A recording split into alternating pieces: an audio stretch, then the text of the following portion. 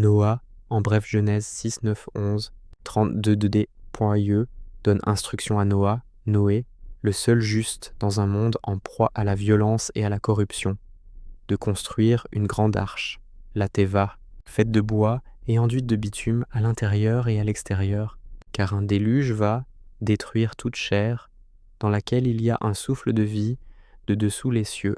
Tout ce qui est sur la terre périra.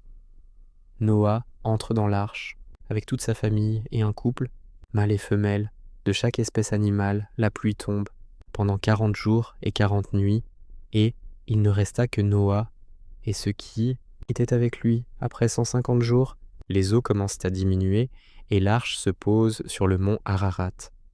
Le 10e mois apparaissent les sommets des montagnes. 40 jours plus tard, Noah ouvre la fenêtre de l'arche et envoie un corbeau, puis une colombe, à son 2e envol. La colombe revient portant en son bec une feuille d'olivier. La 3e fois, elle ne revient pas.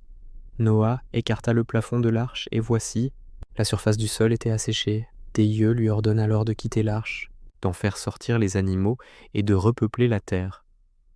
Noah construit un autel et y offre des sacrifices.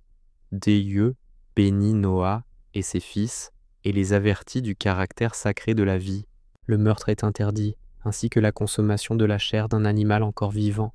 Il établit son alliance avec l'humanité et lui donne l'arc-en-ciel comme signe. Noah plante une vigne et s'enivre du vin produit. 2 de ses fils, Shem et Japheth, sont bénis pour avoir recouvert la nudité de leur père dans sa tente.